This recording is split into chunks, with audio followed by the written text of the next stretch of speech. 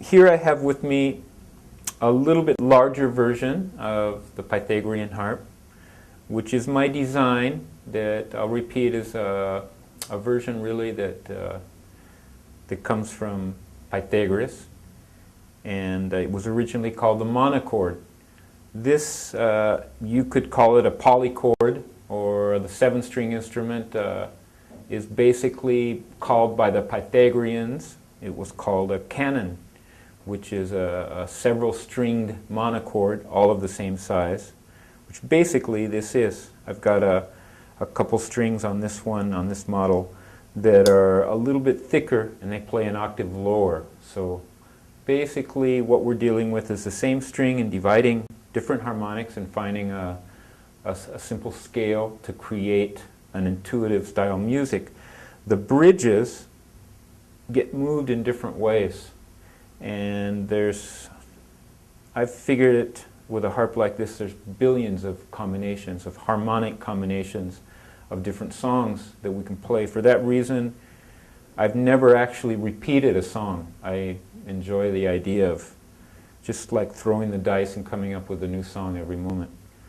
So I'm going to be making a small performance on the harp, but before I do, I'm just going to talk a little bit about the Pythagoreans and the secrets behind the Pythagorean mysticism. The only thing we really know about the music that went on inside the temples of Pythagoras is that it supposedly produced an effect such that the soul could travel in different dimensions, like different worlds that are like the dream worlds, but we could actually enter the ones that we want and go back and forth. The transmigration of the soul also had to do with transporting oneself in the land where people are in transition between life and death.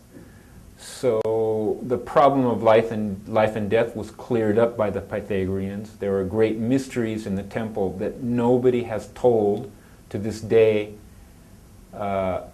because of the secrecy of silence. In order to live in the temple of Pythagoras, the only thing we really know is that the Pythagoreans, their first 5 years in the temple, they were not allowed to speak at all.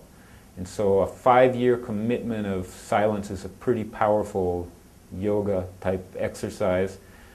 And when you get to the other side, inside the temple, the secrets were kept, the silence was kept. I think the idea of the 5 years was a preparation to be able to make sound, to really, it's a pretty serious discipline, and because of the great rewards of the temple, which all the Pythagoreans were claiming that they actually could do these magical feats, this is the only thing we really know about Pythagoras. We know also he was reported to be seen in several places at the same time.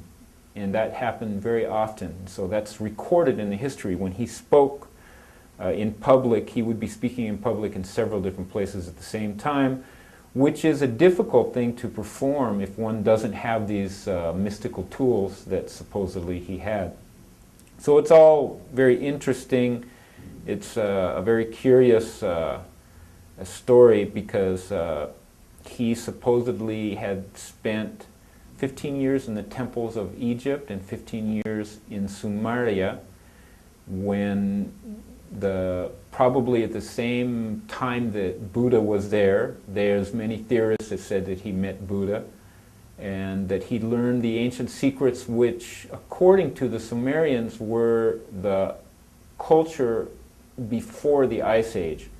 Very much speculation and interesting new discoveries about the Sumerian stories, the different races of humans and the magical knowledge that was lost that supposedly we are supposed to be recovering on these days. And so I think all these coincidences have led me to these discoveries, simple musical discoveries, although I don't use the instrument for transmigration of the soul. I think there is a musical solution to all these all these mysteries of life, I think is more of a musical solution than a scientific solution, because the music really, to me, is the most powerful tool. I've been playing music for a long time, and I believe in the Pythagorean philosophy that all mathematics and all science comes from music.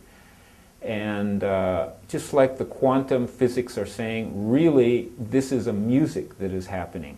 This is, we're creating music all the time. The creation itself is more aligned to music than something that we can conceive of visually. And so that music is the key to many, many things. I do believe that.